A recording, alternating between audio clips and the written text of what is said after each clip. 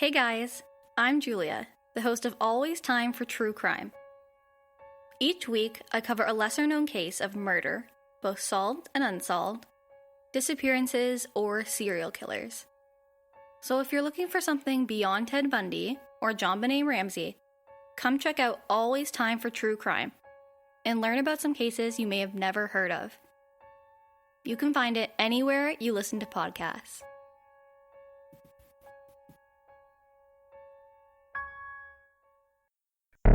True Consequences is a proud member of the Borellis Podcasters Guild.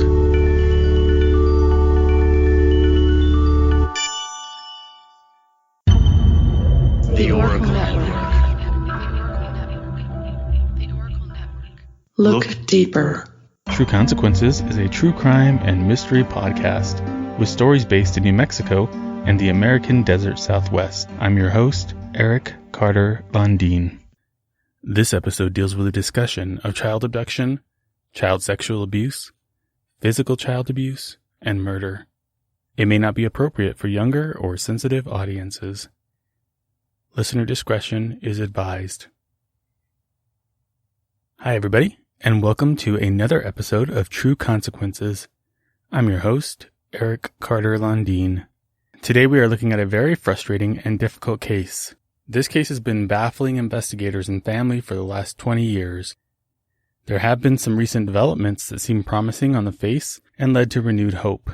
Today I'm taking you through the tragic disappearance of 7-year-old Robbie Romero from Santa Fe, New Mexico.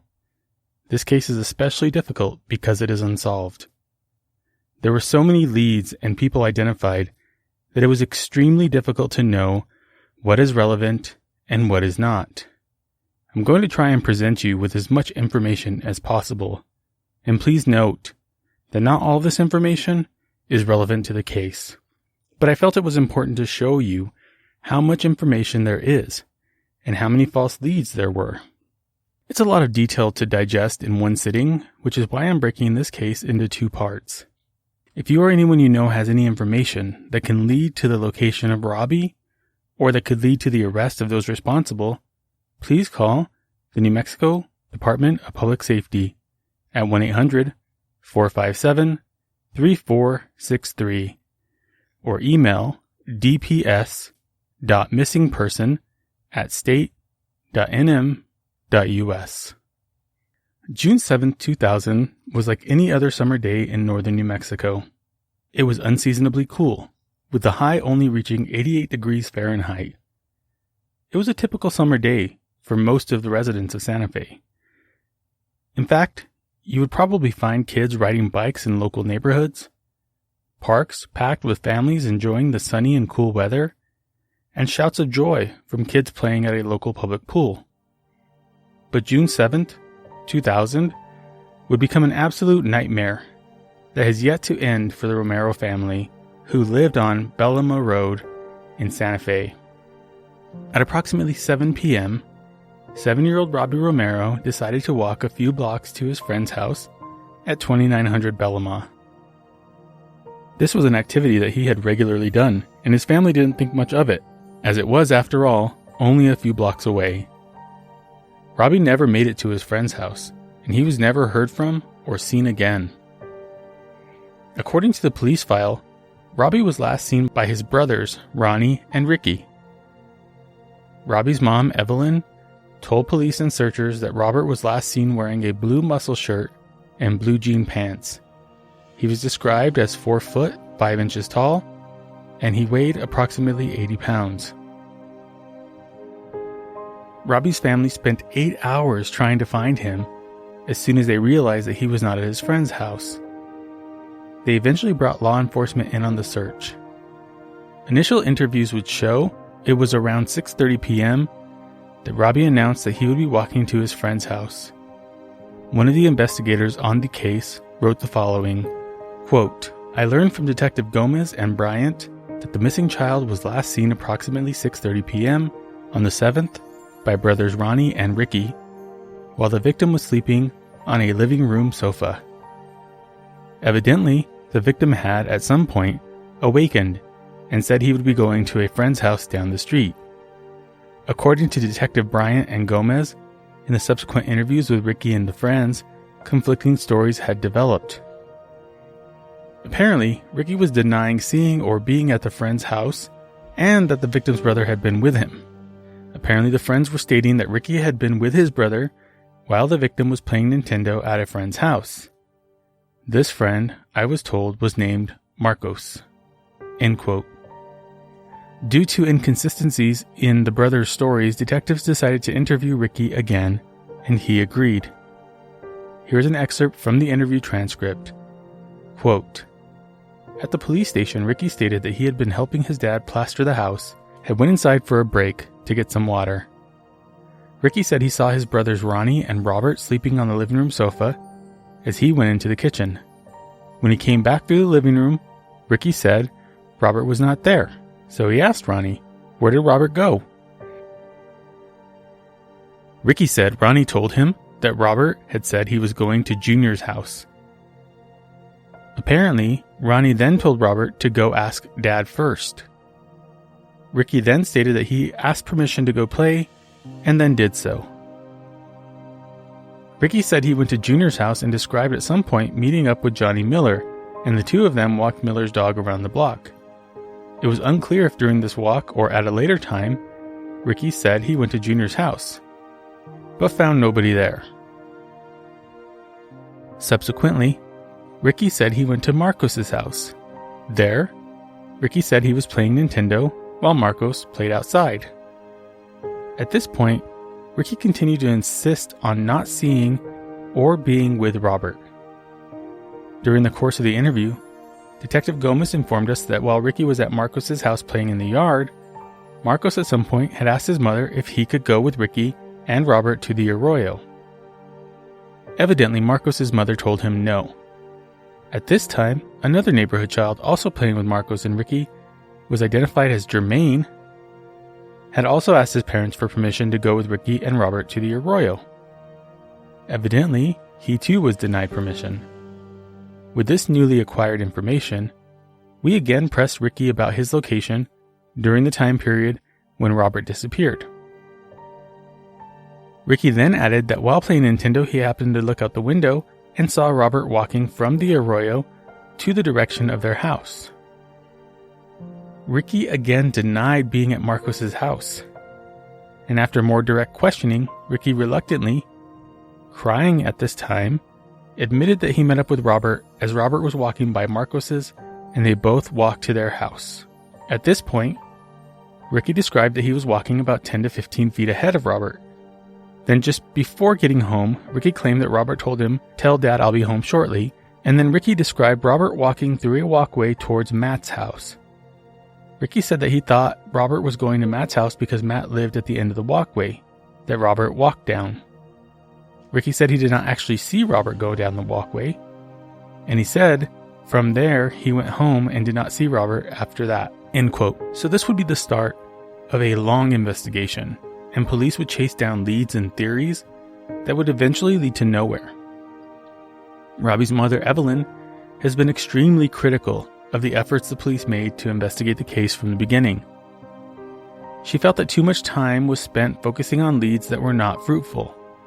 And looking at the case file, I've definitely seen some interesting things. There were several psychics that came forward to make several claims about what happened to Robbie.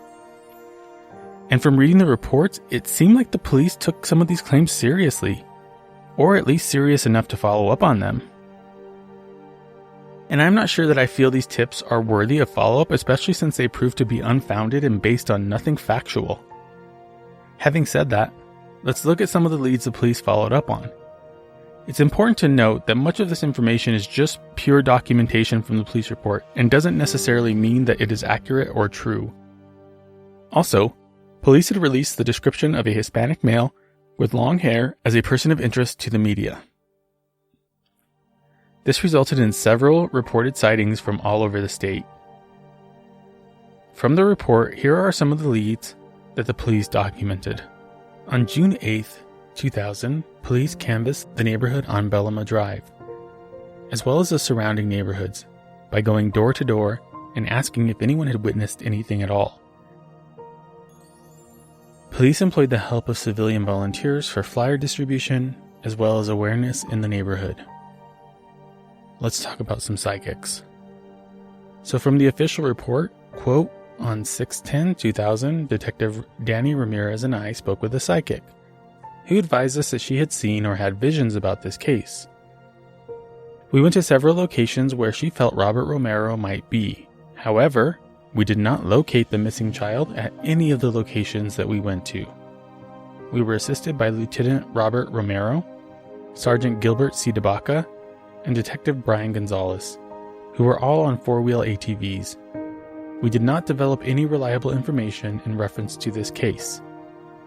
On June 11th, 2000, 1200 hours, Detective Danny Ramirez and I were recontacted by the psychic, who advised us that she would like to go back to the area.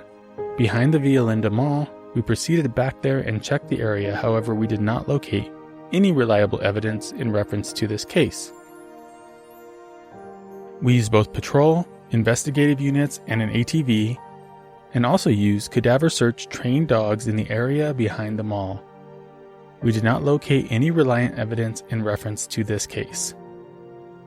Psychic number 2 told police that sometime after seeing the news about Robert Romero, she had a vision. She said that she gets visions sometimes, and they turn out to be true. She said that in her vision, the boy was running from a black man. The boy fell and hurt his leg. The black man hurt the boy before, and the boy knows him. On June 10th, 2000, at about 1850 hours, she arrived at the command post to pass on further information. She said, in another vision, there's something about a seesaw. Also, she said that the black man had a scar or tattoo on his left wrist area. She said he lived in a white house with a flat roof. The house has wood floors with a crawl space, and the boy is in the crawl space. The black man has kids, but they do not live there. They only visit. The black man has an older model, white car, possibly a Cadillac. Psychic number 3. She claimed that she had a strong feeling about an arroyo that had already been cleared by the police. Psychic number 4. Quote, said that Robbie was dead and that she sees him 3 miles west of Santa Fe. She said the suspect bludgeoned Robbie and that now Robert was in branches on trees in the desert. The man who took him kept him alive for 5 days in a camp area. She also said that she saw an old adobe structure, 5 trees that are 12 foot to 15 foot tall. She sees an arroyo which has been crossed 2 or 3 times. To the east is a small mountain range and a desert area. A single wide trailer is visible, and it is about 1/2 mile from a small side road. She went on to say that burnt trees in the arroyo can be seen after the fire. She also said that the offender is from California, and he recently got out of a correctional facility there. The vehicle will have either Arizona or Washington license plates. She says he's 5 foot 10 inches tall, 165 pounds, clean cut, driving a Honda or Hyundai hatchback that is about 10 years old. I don't want to be disrespectful to people who claim to have psychic abilities, but looking through this case and seeing all of these people come out of the woodwork is super frustrating. I just feel strongly that I know these people believe that they have visions and that they see these things, but none of these tips from the psychics were true. Not one of them. None of them led to anything meaningful. One psychic made them spend a whole day searching in areas where Robbie was not found. I just get frustrated when I see people coming out of the woodwork trying to offer tips that have no bearing on a case. Wasting the time of police, wasting the time of those who are searching, and really not providing any meaningful help at all to the situation. Police also started looking into sex offenders in the area in order to determine if perhaps Robbie had been abducted by a registered sex offender. One such offender lived 2 blocks from Robbie's family. This individual drove a maroon 4-door vehicle, which matched the description that many eyewitnesses gave of suspicious vehicles in the area the day of Robbie's disappearance. The individual was questioned by police, his vehicle was searched, and his mother gave him an alibi for the evening of June 7th. However, there were many other vehicles that were listed as suspicious by eyewitnesses. This is not an exhaustive list of all of the vehicles that were listed in the police report, but it gives you an idea of what police were dealing with. 1. A white Cadillac.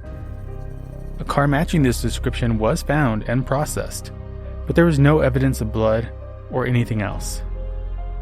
2. An old trashed out van. 3. A speeding white two-door car. 4. An older model teal or grayish blue boxy Dodge sedan. 5. A green Ford minivan. 6. A white van with Colorado plates, which was seen near a school where a man was allegedly trying to abduct children in downtown Santa Fe. And 7. A blue Dodge. Police learned from their canvassing efforts that a man was spotted hiding from a police helicopter, but he was only described as a black man with braided hair. There was no additional information about what he was wearing, how old he was, how tall he was, how much he weighed. None of that was included in the tip. Another tip came in about a man following a teenage girl. Again, no additional information was provided as it pertains to race, height, weight, age, any of that. Someone reported seeing a suspicious man while watering his lawn when he saw a Hispanic male around 5'10", 140 pounds, and about 35 years of age with dark, long, scraggly hair riding a bicycle. He said the older man was yelling something to a younger male. The witness did not remember what the man was wearing. Police received a tip that Robbie may be in an abandoned apartment complex. And here's a quote from the official report. Quote, "In apartment number 43, a number of shoe prints were visible in a layer of dust on a carpeted floor. Some of the shoe prints were very small and appeared to have been made by a child-sized shoe with a zigzag sole pattern. In this room, there were also adult-sized shoe prints from at least 2 different types of shoes. Rooms in this building also showed signs of occupancy and contained such items as kitchenware, clothing, shoes, food, bedding, and illegal drug paraphernalia." End quote. Police noted that the building should be searched more thoroughly with K-9 units, but it's not clear if that ever happened. After interviewing a man named by one of the psychics, the man claimed that Robbie's dad had, quote, beaten Robbie the week before his disappearance. This was not corroborated by any evidence, but he did claim that his brother was friends with Robbie's dad, and that's how he learned this information. An eyewitness called in a tip and said that either Friday, June 9th or Thursday, June 8th at about 4:30 p.m., he observed a blonde female and a young boy hitchhiking. The witness stated that they were headed towards Albuquerque. He stated the boy looked about 7 or 8 years of age and appeared to be Hispanic or Indian. Someone called and claimed that a boy matching Robbie's description was with a couple as well as 2 other kids at the Comfort Inn Suites Hotel. And they claimed that they checked in on the evening of June 7th at around 8 p.m., but that they had already checked out of the hotel. No other information was provided. On June 11th, someone called the local news station KOB-TV4 and said, quote, "If you want to know what happened to the boy, check St. Francis's Church," end quote. The caller did not provide any further information before hanging up the phone. It is unknown if the caller was male or female. End quote. The church was searched and nothing was found except for a crucifix and an article about Robbie's disappearance. However, the priest claims that these items were placed on the altar by one of the staff from the church. Let's take a quick break.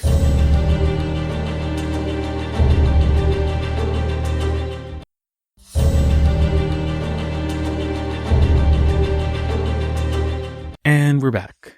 We're picking up where we left off, looking into the leads that police were investigating. Police looked at 2 vacant houses in the neighborhood, thoroughly searched them, and nothing was found. Police also took video of the mask that was held for Robbie in hopes that the person responsible might show up and be able to be identified. There's no further indication if they found anything on those tapes. All that the police report states is that the tapes were placed into evidence. Several calls came in about a Hispanic man with long hair.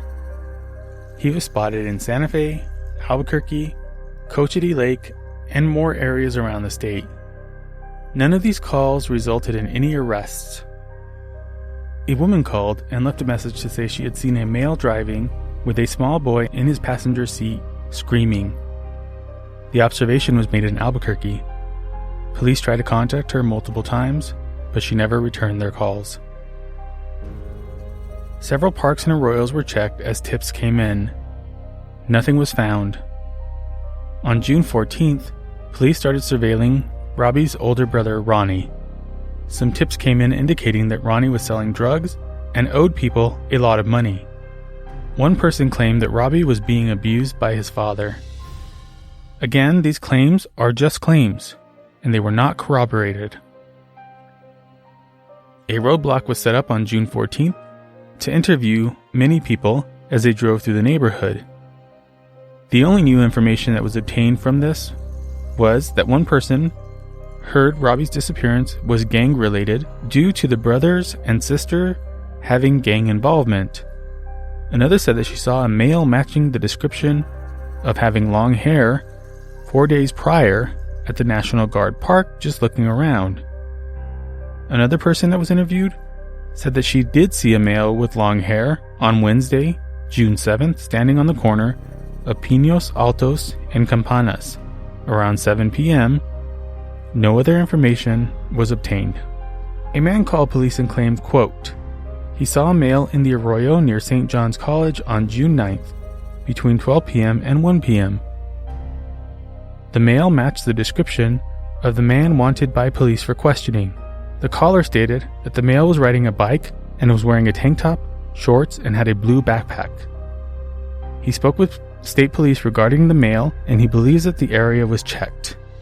At this time, no further information was provided on this individual. End quote. On June 14th, DNA swabs were taken from Robbie's brothers Ronnie and Ricky, as well as Robbie's mom, Evelyn. Another sex offender named Lawrence was interviewed on June 14th. He happened to drive an old, beat-up, brown Chevy van. In the interview, he claimed that he liked vans. They were good for, quote, moving bulky items. He also claimed that he didn't like pickup trucks. He was originally from Ohio and served 10 years in prison for sexually assaulting a 12-year-old girl. Once he was released from prison, he moved to California and assaulted another underage girl. He was prosecuted, and once he finished his sentence, he moved to New Mexico. He claimed to have no interest in boys, and that he didn't act on his urges to harm young girls because he controls them by watching videos and talking to his friend, Dennis. Dennis is another pedophile who lives in the same apartment complex as Lawrence. Lawrence claimed that he was not in therapy, but stated that talking to Dennis was therapeutic for him. Side note, I don't even know what to say about this. I'm not sure if this man had been watched after he made these admissions, but I sure hope to God that he was. Also, his friend Dennis was looked into, but according to his boss, he was working from 12 p.m. to 12 a.m. on the night that Robbie disappeared. However, it's important to note that he did target underage boys. But according to police records, quote, he is under doctor's care and taking medication to help him control his urges, end quote. Another sex offender named Gerald was interviewed because an eyewitness claimed to have seen him at a park staring at kids. He previously had been arrested for indecent exposure at a public pool. He was nervous when he spoke to police, but he claimed to not know anything about the case and denied being at the park. No further information was provided about him or whether he was looked into further. Here's a quote from the police report.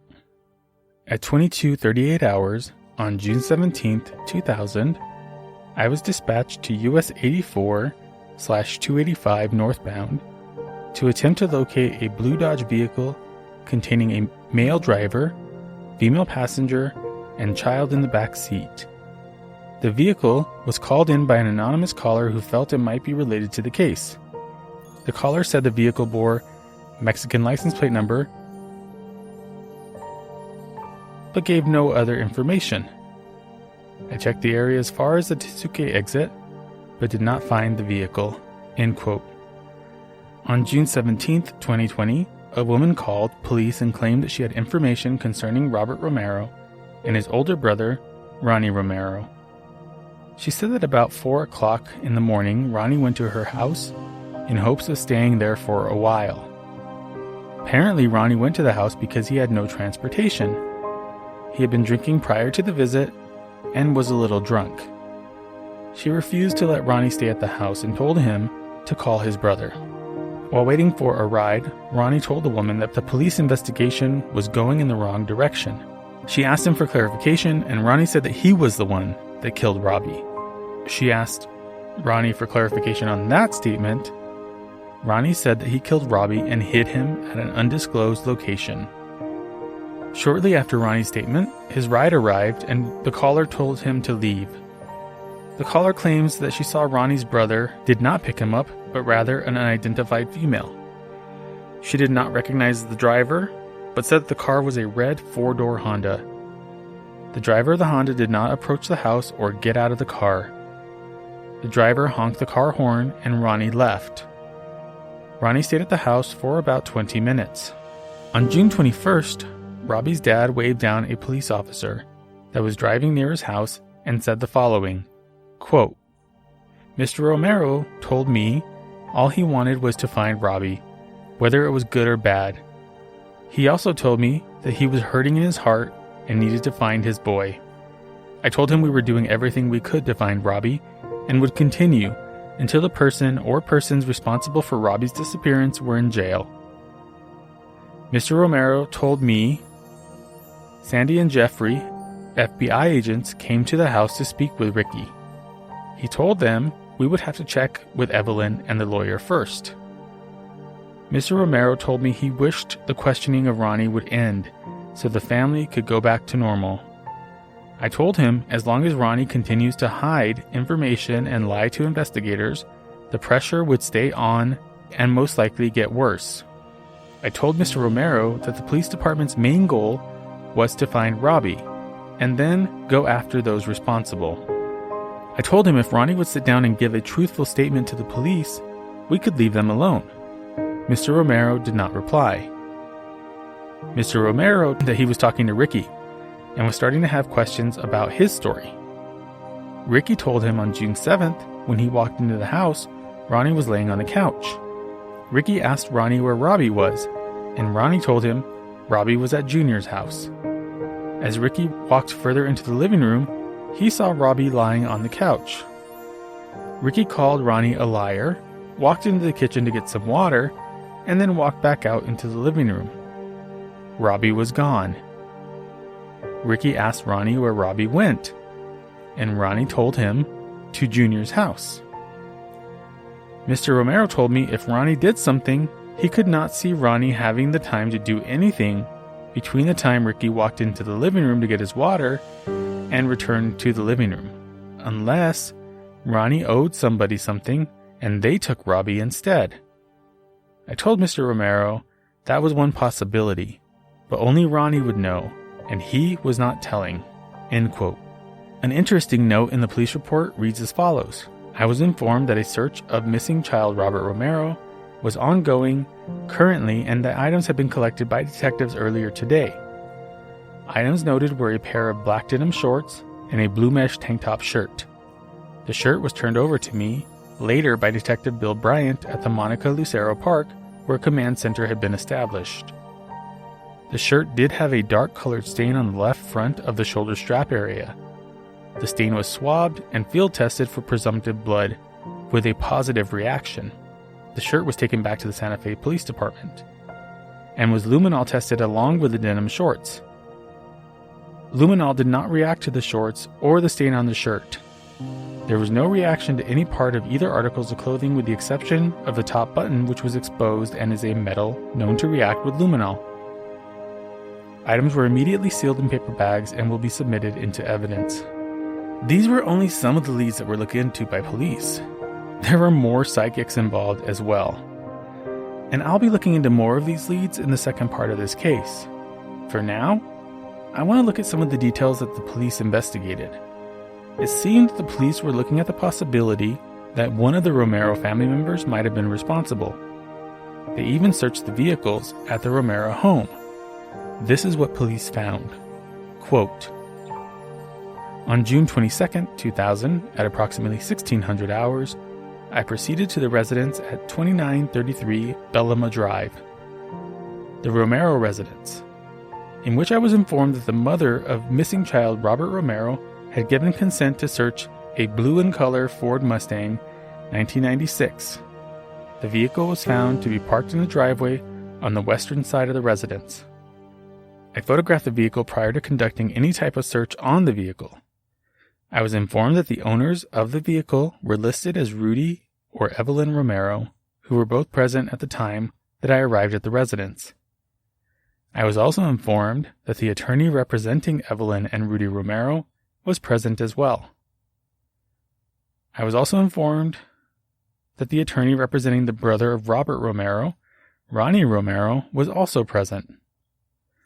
Law enforcement representatives were Detective Sandra Gomez of the Santa Fe Police Department, Detective Mary Garcia of the Santa Fe County Sheriff's Department, and 4 agents from the FBI.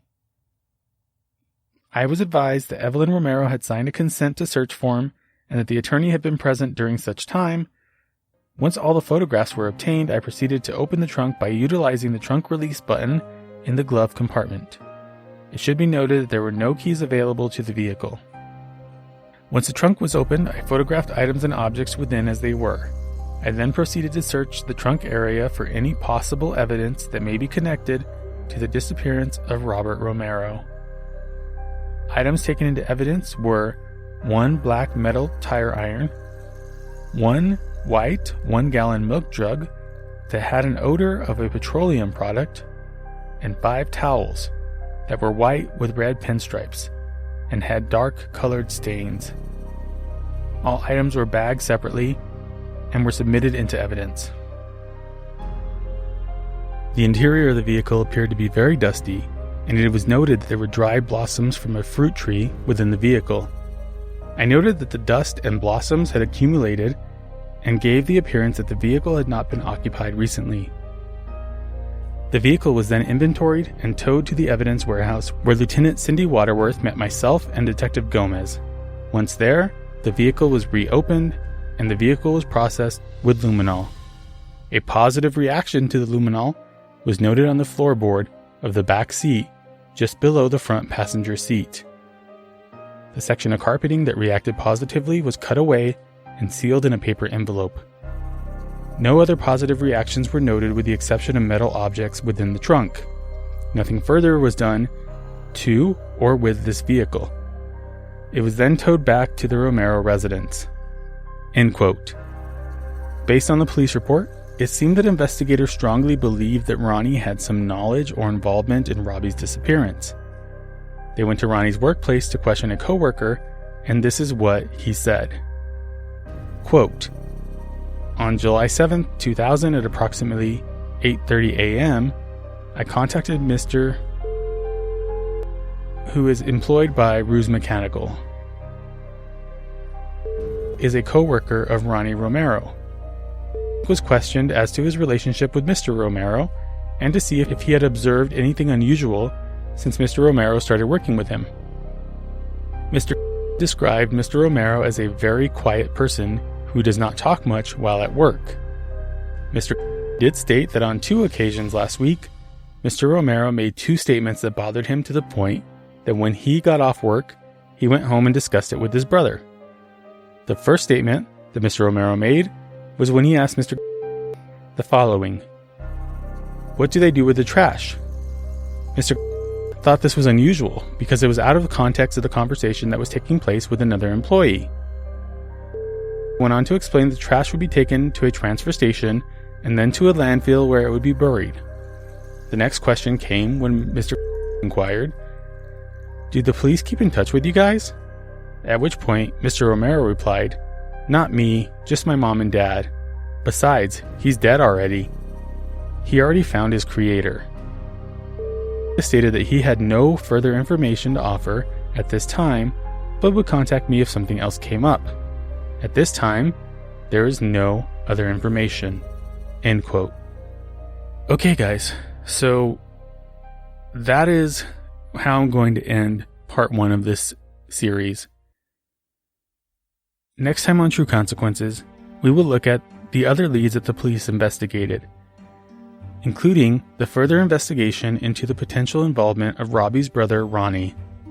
We will discuss a development that led people to believe that Robbie might still be alive, and we will also discuss the family's lawsuit against the Santa Fe Police Department and the outcome from that trial.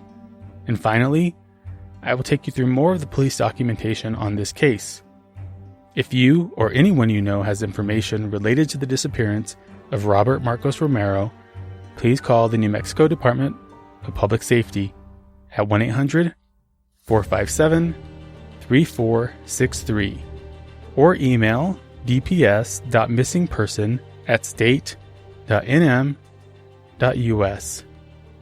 Thanks for listening, and stay safe, New Mexico. Do you think this is Robbie Romero, your son? I have no idea. I have no idea.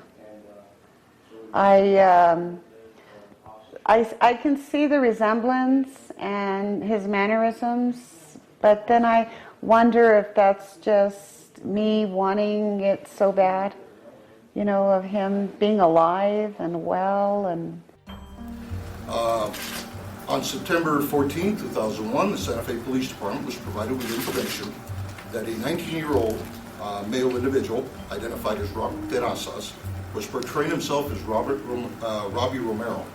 Robbie Romero is a missing child, and his disappearance has been investigated by this department since 2000.